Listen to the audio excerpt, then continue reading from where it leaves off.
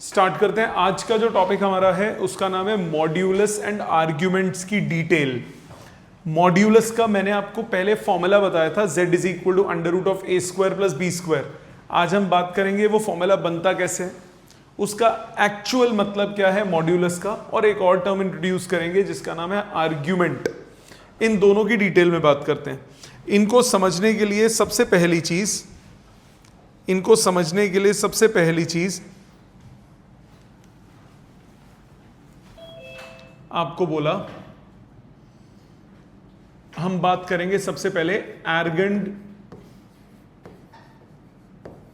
Representation. Time दूंगा बेटा, समझो पहले।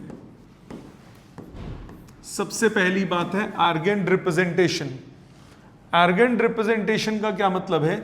किसी भी कॉम्प्लेक्स नंबर को आप एक्सिस में, आप ग्राफ पे रिप्रेजेंट कर सकते हो। किसी भी कॉम्प्लेक्स नंबर को आप ग्राफ पे रिप्रेजेंट कर सकते हो। उस ग्राफ में एक्स एक्सिस क्या रिप्रेजेंट करती है? एक्स एक्सिस रिप्रेजेंट करती है रियल एक्सिस, और वाई एक्सिस रिप्रेजेंट करती है इमेजिनरी एक्सिस। मतलब we may represent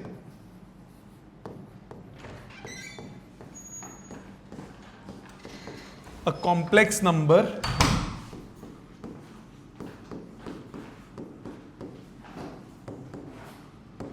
in a plane। किसी भी कॉम्प्लेक्स नंबर को एक प्लेन में रिप्रेजेंट कर सकते हैं, in which X axis represent real axis and y axis represent imaginary axis। किसी भी कॉम्प्लेक्स नंबर को आप किसी प्लेन में रिप्रेजेंट कर सकते हो। उसमें x एक्सिस क्या रिप्रेजेंट करता है? रियल एक्सिस, और y क्या रिप्रेजेंट करता है? Imaginary axis. इस प्लेन को आप बोलते हो, this plane is called Argand plane। इस प्लेन को हम बोलते हैं आर्गेंड प्लेन। मतलब सपोज ये y एक्सिस है, ये x एक्सिस है। मैंने बोला y एक्सिस को हमने क्या नाम दिया? y एक्सिस है इमेजिनरी, और x एक्सिस कौन सी है? रियल। तो ये है रियल एक्सिस और y एक्सिस है इमेजिनरी एक्सिस। इस प्लेन को हम बोलते हैं आर्गेंड प्लेन। इस प्लेन को हम क्या नाम देते हैं? Argand plane. इस प्लेन में अगर मैं कोई कॉम्प्लेक्स नंबर को रिप्रेजेंट करता हूं तो I will represent like this, z is equal to a plus iota b। इसमें रियल कितना हो जाएगा? a, और इमेजिनरी क्या हो जाएगा? b।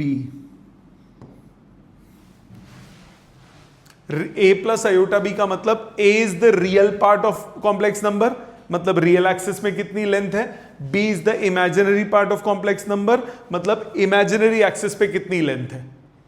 तो इस एरो को हम क्या नाम देते हैं? ये होता है इसका आर्गेंड रिप्रेजेंटेशन। इसको बोलते हैं Argand plane. And this representation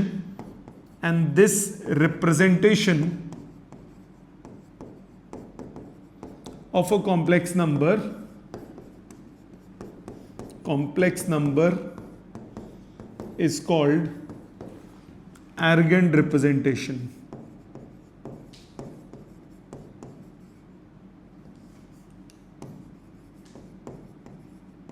मतलब फॉर एग्जाम्पल मेरे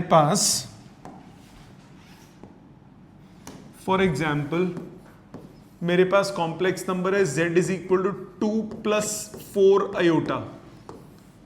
मैं इसको कैसे रिप्रेजेंट करूंगा? रियल में 2 यूनिट्स और इमेजिनरी में 4 यूनिट्स। तो ये पॉइंट को रिप्रेजेंट करते हुए, ठीक है। इसी तरह सपोज मेरे पास कॉम्प्लेक्स नंबर है -2 + 2 आयोटा या 3 आयोटा, तो इसका मतलब क्या हुआ, रियल में कितना -2, इमेजिनरी में कितना 3, तो ये पॉइंट रिप्रेजेंट करेगा इस तरफ। सिमिलरली सपोज मेरे पास z होता -2 - 3 आयोटा, इसका मतलब रियल में कितने यूनिट्स, -2 यूनिट्स, और इमेजिनरी में कितने यूनिट्स, -3 यूनिट्स, तो ये पॉइंट हो जाता, ये बन जाता कॉम्प्लेक्स नंबर। सिमिलरली अगर मेरे पास z होता 2 - 3 आयोटा, तो मतलब रियल में कितने यूनिट्स, 2 यूनिट्स, इमेजिनरी में कितने यूनिट्स, -3 यूनिट्स, तो ये पॉइंट आ गया, तो ये कॉम्प्लेक्स नंबर हो गया। सो इस रिप्रेजेंटेशन को हम क्या बोलते हैं, एर्गेंड रिप्रेजेंटेशन। इसमें x एक्सिस क्या रिप्रेजेंट करता है, रियल पार्ट, और y एक्सिस क्या रिप्रेजेंट करता है, इमेजिनरी पार्ट, ठीक है। अब इसी रिप्रेजेंटेशन से हम बात करते हैं दो टर्म्स की। इन Argand representation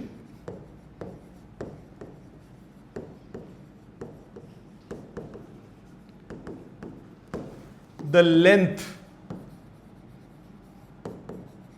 of complex number is called modulus of complex number। जो लेंथ होती है उसको बोलते हैं मॉड्यूलस।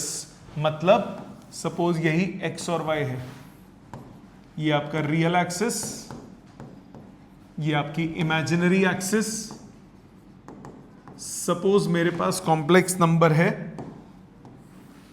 ये वाला, this is a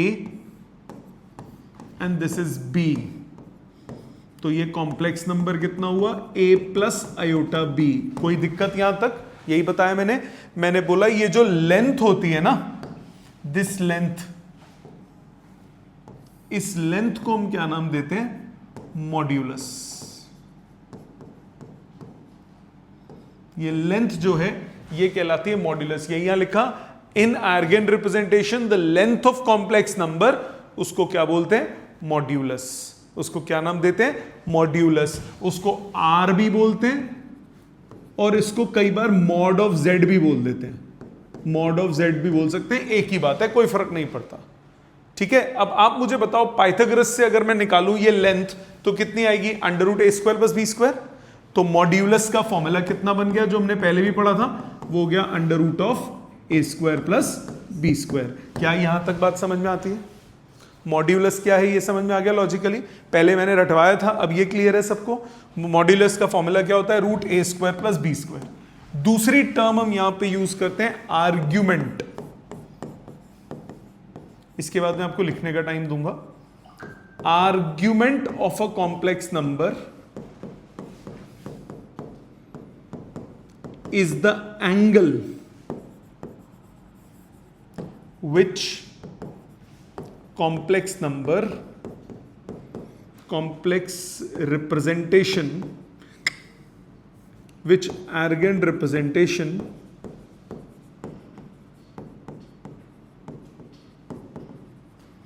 of complex number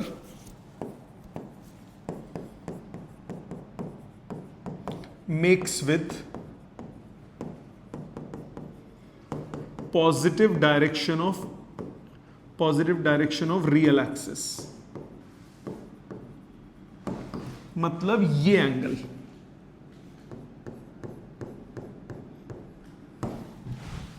ये थीटा क्या कहलाता है, आर्ग्यूमेंट। इस एंगल को हम क्या नाम देते हैं, argument. So argument of complex number बोल दो, ये होता है थीटा। ARGZ ये होता है थीटा। और tan थीटा कैसे निकाल सकते हो, tan थीटा की वैल्यू क्या हो गई, B/A। इससे थीटा निकल जाएगा। तो मॉड्यूलस होता है इसकी लेंथ, और ये लेंथ कितनी एंगल बना रही है रियल एक्सिस के साथ, उसको हम क्या बोलते हैं, आर्ग्यूमेंट। क्या बोलते हैं, आर्ग्यूमेंट। क्या बोलते हैं? आर्ग्यूमेंट। वो हमेशा एंगल किसके साथ लेना है? रियल एक्सिस के साथ। यहां तक बात समझ में आती है? पक्का? प्लीज इतना लिखो पहले स्टार्टिंग से, कोई पॉइंट नहीं आता तो मुझसे पूछो। नेक्स्ट, आर्ग्यूमेंट के एंगल्स कैसे निकालते हैं, मेन गेम वहां पे आती है। ध्यान दो बेटा, argument of a complex number, समझना ध्यान से, of a complex number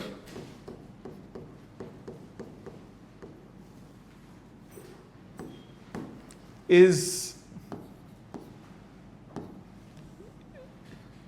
represented in the interval minus pi to pi a, मतलब -180 से +180 के बीच में होगा हमेशा। मतलब ये आपकी इमेजिनरी एक्सिस, ये रियल एक्सिस। आपको मालूम है ये 0 होता है, यहां तक घूम के पहुंचे ये कितना होता है? π/2, 90 डिग्री। और आगे गए ये कितना हो जाएगा? 180। ये सुनो, अब इससे आगे जाऊंगा तो 180 पार कर जाऊंगा, राइट? अभी आपको क्या बोला? पाई से ज्यादा नहीं होना चाहिए, -π। तो अब आपको थर्ड और फोर्थ क्वाड्रेंट में जाना है, तो आप ऐसे नहीं चलोगे, ऐसे चलोगे उल्टा। तो ये होगा -π/2, और ये हो जाएगा फोर्थ क्वाड्रेंट -π तक। मतलब फर्स्ट क्वाड्रेंट आपका इसमें होता है 0 से π/2 तक। सेकेंड क्वाड्रेंट आपके पास होता है, सेकेंड क्वाड्रेंट होता है π/2 से π तक। थर्ड क्वाड्रेंट इसमें होता है -π/2 से -π तक। और फोर्थ क्वाड्रेंट होता है -π/2 से 0 तक। इसमें 180 से ज्यादा नहीं लेते। मतलब फॉर एग्जाम्पल मेरे पास ये कॉम्प्लेक्स नंबर है फर्स्ट क्वाड्रेंट का। लेट्स सपोज ये π/4 एंगल बना रहा है, तो इसका आर्ग्यूमेंट कितना हो जाएगा? आर्ग्यूमेंट ऑफ कॉम्प्लेक्स नंबर हो जाएगा π/4। ठीक है? सपोज मेरे पास कॉम्प्लेक्स नंबर है सेकंड क्वाड्रेंट में और ये π/4 एंगल बना रहा है, तो आंसर हो जाएगा 3π/4। आर्ग्यूमेंट हो जाएगा 3π/4, क्योंकि ये π/4 है बेटा, ये π/4 है, 45 है, तो ये एंगल 135 हुआ कि नहीं हुआ? तो पॉजिटिव रियल एक्सिस के साथ एंगल कितना हुआ? 3π/4, 135 डिग्री। इसी तरह से अगर सपोज मेरे पास ये कॉम्प्लेक्स नंबर है 45 डिग्री बना रहा है, तो बेटा ये एंगल कितना हुआ? 3π/4। तो इसका जो आर्ग्यूमेंट होगा वो होगा -3π/4। इसका जो आर्ग्यूमेंट होगा वो हो जाएगा -3π/4, क्योंकि आप एक तो उल्टा मेजर कर रहे हो 3π/4। ठीक है? अगर ऐसे चलोगे तो पॉजिटिव एंगल, क्लॉकवाइज चलोगे तो नेगेटिव एंगल। ठीक है ना? इसी तरह से अगर सपोज आपके पास हो फोर्थ क्वाड्रेंट में 45 डिग्री, तो इसका आर्ग्यूमेंट कितना होगा? -π/4। समझ में आई बात? यही पूछ रहे थे आप। तो 0 से लेकर 180 तक तो ऐसे जाओगे और पीछे जाना हो तो उल्टा चलोगे। एक बात तो ये हो गई, ये बात क्लियर। दूसरी और बड़ी मजेदार बात, अलग अलग उसमें एंगल कैसे निकाल सकते हो। सपोज करो आपके पास, tan थीटा की वैल्यू आई लेट्स से √3। अब थीटा फर्स्ट क्वाड्रेंट में भी हो सकता है और थर्ड में भी हो सकता है, क्योंकि टैन पॉजिटिव कब कब होता है, फर्स्ट में और थर्ड में। सो दो सिचुएशंस बन सकती हैं। पहले तो वैल्यू डालोगे, tan theta equal to tan pi by 3। एक सिचुएशन बनेगी if theta is in first quadrant, तो सीधा थीटा हो गया पाई बाई 3, खत्म। अगर फर्स्ट क्वाड्रेंट में डायरेक्ट ये tan tan कट गया, थीटा आ गया पाई बाई 3। अगर फर्स्ट की जगह वो थर्ड क्वाड्रेंट में, अगर फर्स्ट में नहीं है, if theta is in third quadrant, तीसरे क्वाड्रेंट में, तब क्या होगा, तब आप इसको ऐसे अप्रोच करोगे, minus pi plus pi by 3। आप कहोगे सर हमें कैसे स्ट्राइक करेगा, जरा ध्यान दो, इसके लिए एक रूल है। क्या रूल है, सामने देखो, रूल्स, ट्रिगो के रूल्स। फर्स्ट क्वाड्रेंट में डायरेक्ट एंगल थीटा काट देते हो, सेकेंड क्वाड्रेंट का एंगल चाहिए तो पाई माइनस थीटा रूल यूज करते हो, थर्ड का चाहिए तो minus pi plus theta use करते हो, फोर्थ में चाहिए तो माइनस थीटा यूज करते हो। आप कहोगे सर ऐसे कैसे, आप कैसे कह सकते हो कि tan पाई बाई 3 इसके इक्वल है, करके दिखाता हूं, जरा ध्यान देना। मैंने बोला tan minus pi plus pi by 3। अच्छा, इसको मैं क्या लिख सकता हूं, -2 पाई बाई 3 एलसीएम लेके। गलत तो नहीं है, tan में माइनस बाहर आ जाता है, माइनस tan 2 पाई बाई 3 लिख सकता हूं, गलत तो नहीं है। इसको मैं लिख सकता हूं minus tan pi minus pi by 3, गलत तो नहीं है। Pi minus pi by 3 2 pi by 3 होता है ना, pi minus pi by 3 2 pi by 3 होता है ना। अच्छा, tan 180 minus theta which quadrant, second quadrant, tan क्या होता है, नेगेटिव, तो माइनस ऑलरेडी बाहर है और माइनस tan पाई बाई 3 कितना आया सॉल्व करके, tan पाई बाई 3। तो मैं tan पाई बाई 3 को ये भी तो लिख सकता हूं। तो बता रहा हूं, यहां तक समझ में आ गया, माइनस बाहर आ गया, 2 पाई बाई 3 को मैंने पाई माइनस पाई बाई 3 लिखा। tan 180 माइनस थीटा कितना होता है, 180 माइनस 180 माइनस कौन सा क्वाड्रेंट, सेकंड। ये कौन सा, सेकंड क्वाड्रेंट में tan क्या होता है, नेगेटिव, तो minus tan pi by 3, minus minus plus, तो tan पाई बाई 3 को मैं ये भी लिख सकता हूं। ठीक है, तो हमें कैसे स्ट्राइक करेगा कि इतनों बड़े को हमने शॉर्ट में निपटा दिया, वो रूल याद रख लो। सो फर्स्ट क्वाड्रेंट में जाना हो, डायरेक्ट एंगल क्या यूज करोगे, थीटा, सीधा tan tan काट दोगे। सेकंड में जाना हो तो पाई माइनस थीटा, थर्ड में जाना हो तो minus pi plus theta, fourth में जाना हो तो माइनस थीटा। रिजल्ट हमेशा तुम्हारा किस फॉर्म में आएगा, माइनस पाई टू पाई की फॉर्म में आएगा। ट्रिगोनोमेट्री में प्रिंसिपल जनरल सॉल्यूशन करते हो, उसमें प्रिंसिपल सॉल्यूशन में 0 से 2 पाई तक होता है, वो ट्रिगो में बात करेंगे। ठीक है, वो टॉपिक रह रहा है, वो करेंगे। पहले इधर आ जाओ, यहां से थीटा कितना हुआ, -2 पाई by 3, LCM low, tan tan काट दो, आंसर आ गया -2 पाई बाई 3। तो अगर तो आपको फर्स्ट क्वाड्रेंट में जाना है तो सीधा एंगल, सेकंड थर्ड में जाना है तो minus pi plus pi by 3। अब सपोज करो, क्वेश्चन बदलता हूं, सपोज आता कहीं सॉल्व करके tan थीटा आ गया -√3। tan नेगेटिव कब कब होता है, सेकंड और फोर्थ, दो आंसर्स हो सकते हैं। सो अगर तो पहले तो इसको सॉल्व करो, tan थीटा हुआ माइनस tan पाई बाई 3। अगर थीटा में सेकंड क्वाड्रेंट में लेता हूं, if theta is in second quadrant, तो मैं लिखूंगा tan theta equal to pi minus theta, tan pi minus theta.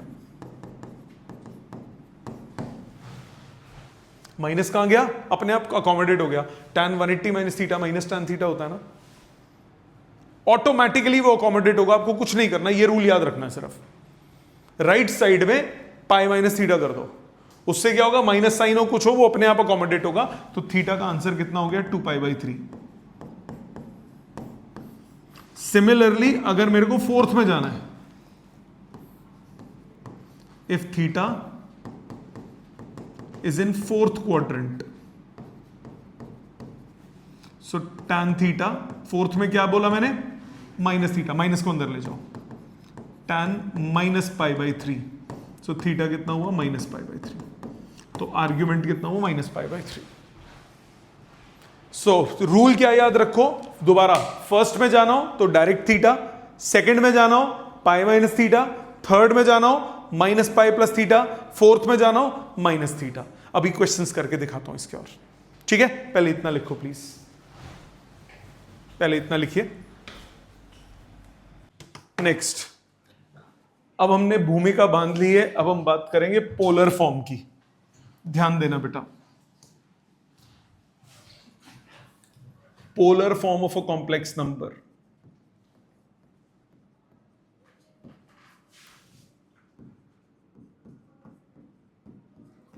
किसी भी कॉम्प्लेक्स नंबर की पोलर फॉर्म क्या होती है? पोलर फॉर्म होती है representing a complex number in the form of modulus, in terms of modulus and argument. It is the method of representing a complex number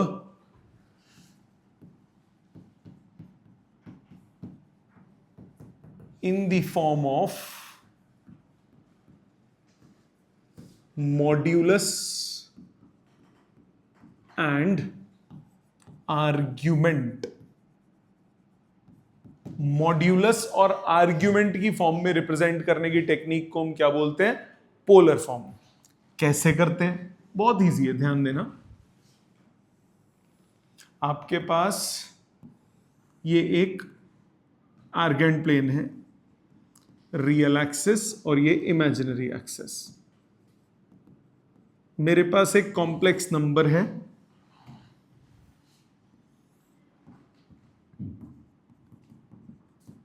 ZA+I/B, ठीक है। इसको हम बोलते हैं कार्टेशियन फॉर्म।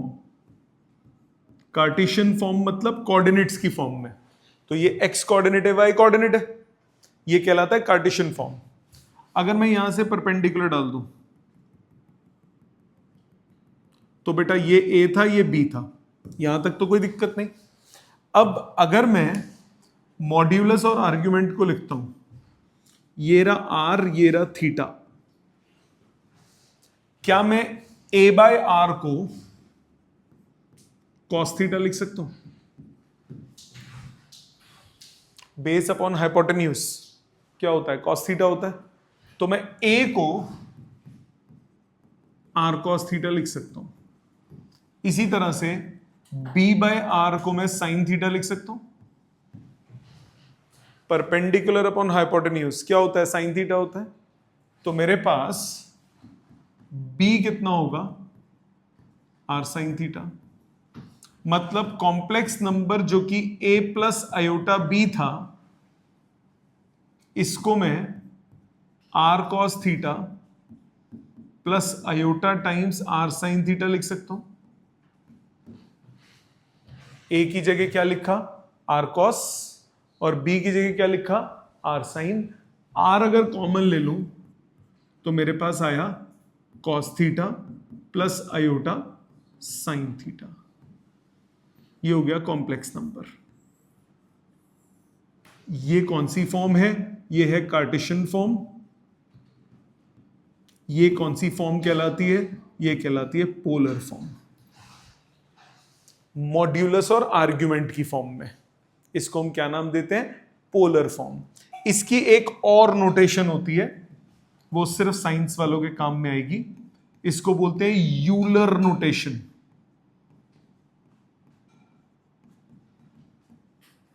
इस कॉम्प्लेक्स नंबर को लिखते हैं r e⁻i थीटा। बेसिकली इस नोटेशन ने क्या बोला, e to the power i theta क्या होता है, cos theta plus iota sine theta, और e to the power minus i theta होगा cos theta minus iota sine theta. खुद सोचो, माइनस थीटा, थीटा की जगह अगर मैं माइनस थीटा डालूं, cos में माइनस एब्जॉर्ब हो जाता है और साइन में माइनस बाहर आ जाता है, राइट? ये सिर्फ साइंस वालों के काम की है, वो कॉमर्स वालों के लिए भी काम की है, ठीक है? इसको बोलते हैं हम Euler notation. This is not in syllabus, this is not in syllabus. Now use कैसे करना है, बेसिकली मॉड्यूलस और आर्ग्यूमेंट निकालो, फॉर्मूले में डाल दो। जैसे सपोज मुझे क्वेश्चन बोला, convert z is equal to 1 plus iota into polar form. ध्यान देना बेटा, पोलर लिख दिया, पोलर फॉर्म, प्लीज ध्यान देना, पहले समझो, टाइम दूंगा। 1 प्लस आयोटा, क्या फॉर्मूला पढ़ा आपने? पोलर फॉर्म के लिए आपको क्या चाहिए? मॉड्यूलस चाहिए और आर्ग्यूमेंट चाहिए, मॉड्यूलस और आर्ग्यूमेंट चाहिए। मॉड्यूलस क्या होगा बेटा? मॉड्यूलस ऑफ z, यानी कि r कितना होता है formula? Under root of a square plus b square, कितना आया? √2, मॉड्यूलस आ गया। और आर्ग्यूमेंट के लिए क्या चाहिए होता है? एंगल। क्या फॉर्मूला बताया एंगल का मैंने? tan थीटा कितना बताया आर्ग्यूमेंट के लिए? tan थीटा की वैल्यू क्या बताई? tan थीटा क्या होता है? b by A. b by A मतलब इमेजिनरी पार्ट वाला डिवाइडेड बाय रियल पार्ट वाला। तो इसको मैं क्या लिख सकता हूं? tan थीटा की वैल्यू कितनी हो गई? यहां पे b की जगह 1 है, a की जगह 1 है, tan थीटा आ गया 1। थीटा कितना हो गया बेटा? π/4। यस और नो? थीटा हो गया 45 डिग्री। इसका मतलब ये जो कॉम्प्लेक्स नंबर होगा ये हो जाएगा √2 r cos π/4 plus iota sine π/4। कोई मुश्किल इसमें? ये हो गई पोलर फॉर्म।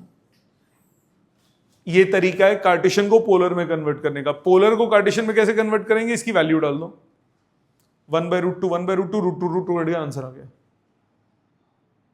ठीक है? इसी को अगर उल्टा करना है, एक और क्वेश्चन देखते हैं, उल्टा नहीं, एक और क्वेश्चन देखते हैं। मेरे को बोला convert -1 minus iota into polar form. -1 minus iota, अब a की जगह कितना है बेटा? -1, और b की जगह कितना है? -1।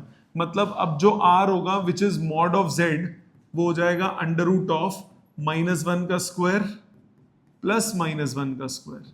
सॉल्व करके कितना आया? √2। tan थीटा कितना हुआ बेटा? -1/-1। सॉल्व करके कितना आया? 1। थीटा कितना होगा?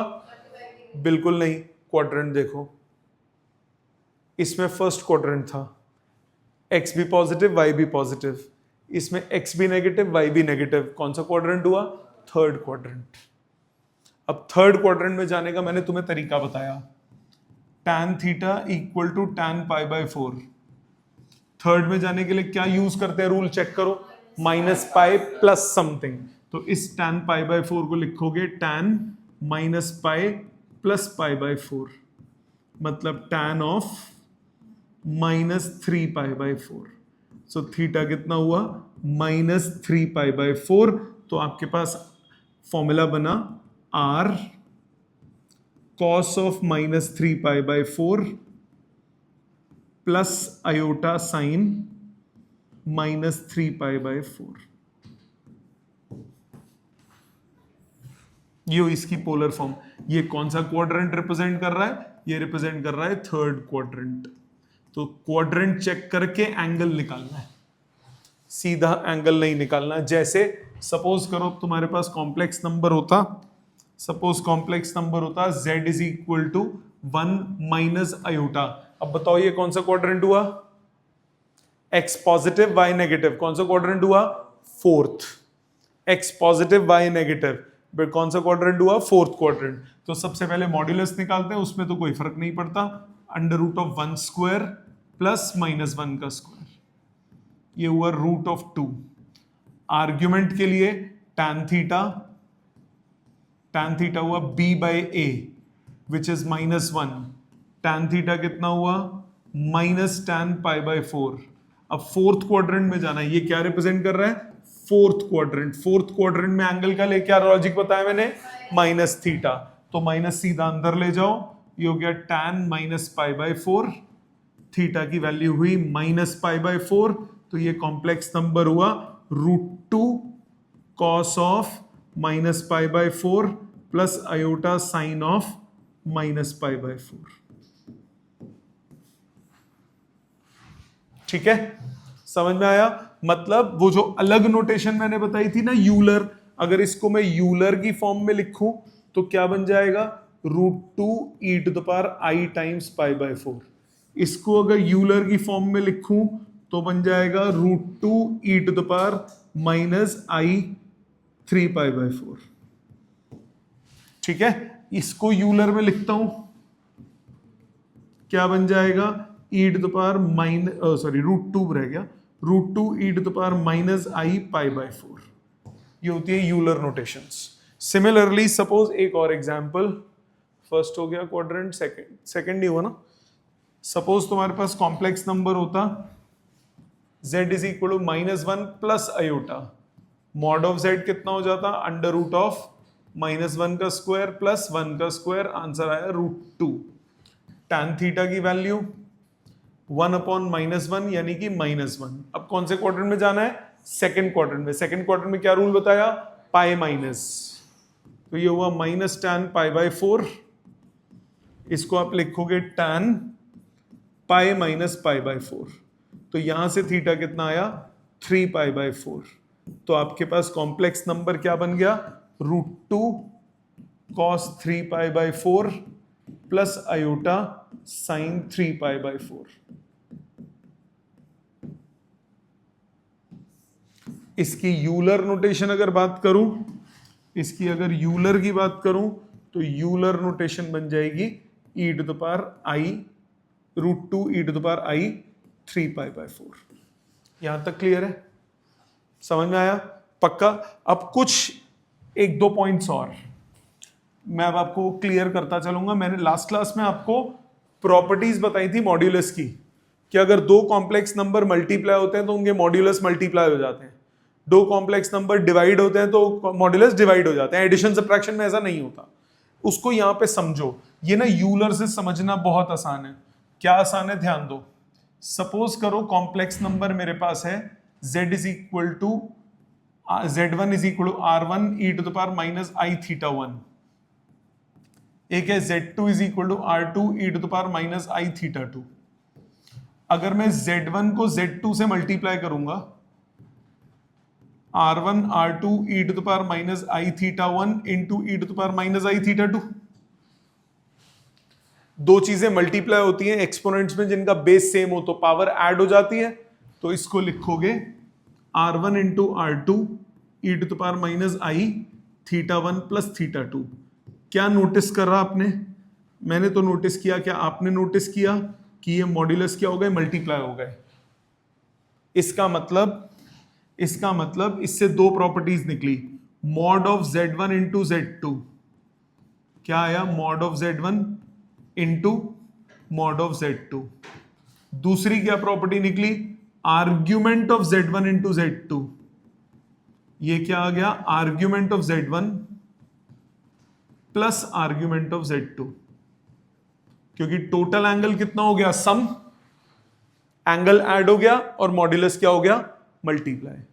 इसी तरह से अगर दो कॉम्प्लेक्स नंबर्स को डिवाइड करता हूं, z1 डिवाइडेड बाय z2, ये हुआ r1 e⁻i theta 1 divided by r2 e⁻i theta 2, ये हो गया r1 divided by r2 minus क्यों लिख रहा है भाई, माइनस क्यों लिख रहा है, प्लस होगा e⁻i theta 1 minus theta 2। I am sorry वो प्लस था, मैंने पता नहीं क्यों माइनस लिख दिया। माइनस से भी हो जाएगा क्योंकि माइनस में भी होता है, बट अगर आर्ग्यूमेंट लिख रहे हो तो थीटा 1 लिखो, थीटा 1 नेगेटिव हुआ तो अपने आप हो जाएगा। सो ये इसमें बेस सेम, पावर क्या हो जाएगी सब्ट्रैक्ट हो जाएगी, पावर सब्ट्रैक्ट होगी तो ये कितना हो जाएगा, अब देखो मॉड्यूलस क्या हो गया डिवाइड हो गया और आर्ग्यूमेंट क्या हो गया सब्ट्रैक्ट हो गया।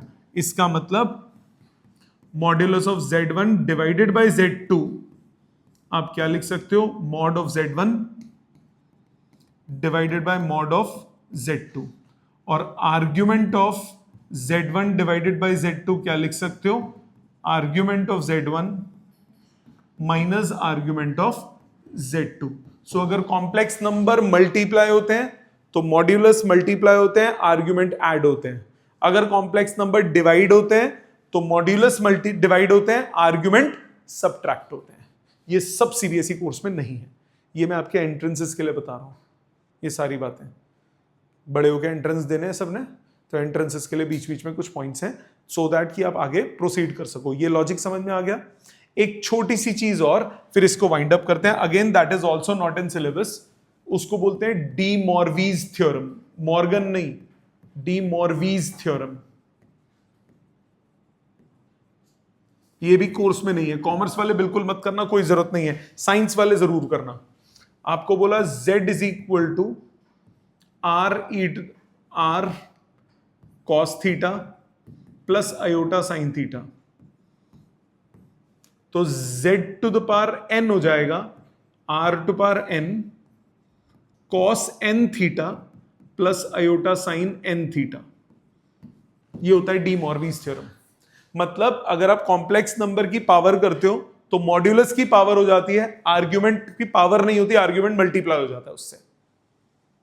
ठीक है, क्यों? बहुत सिंपल बात है। वाई?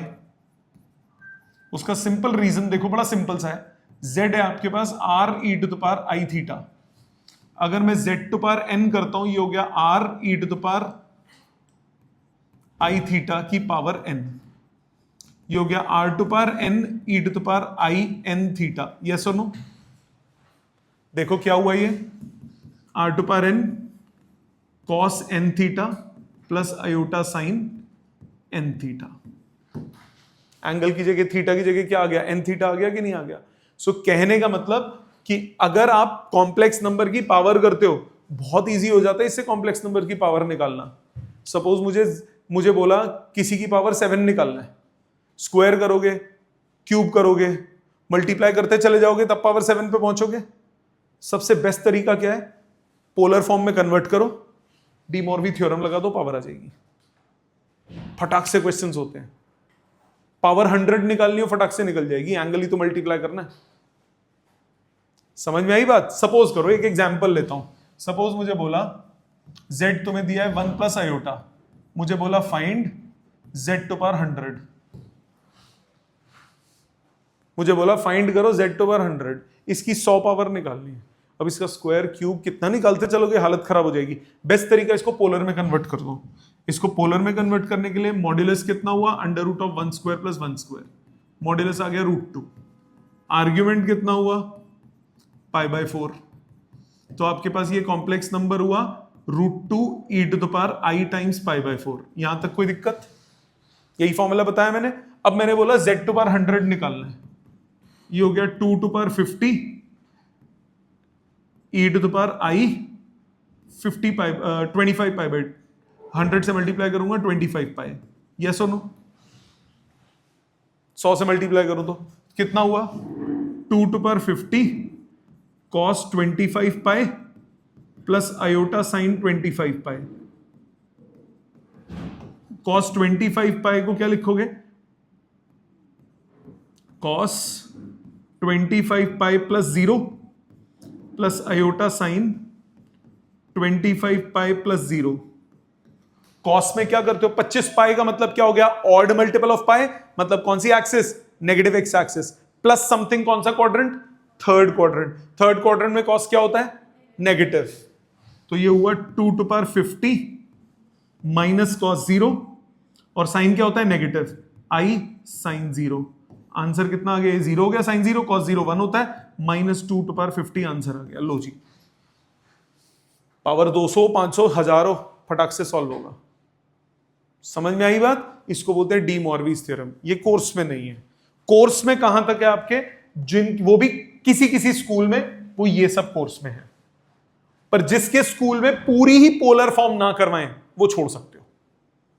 आपको सिर्फ क्या पता होना चाहिए, मॉड्यूलस क्या होता है, आर्ग्यूमेंट क्या होता है, स्पेसिफिकली मॉड्यूलस, वो है कोर्स में, मॉड्यूलस है कोर्स में।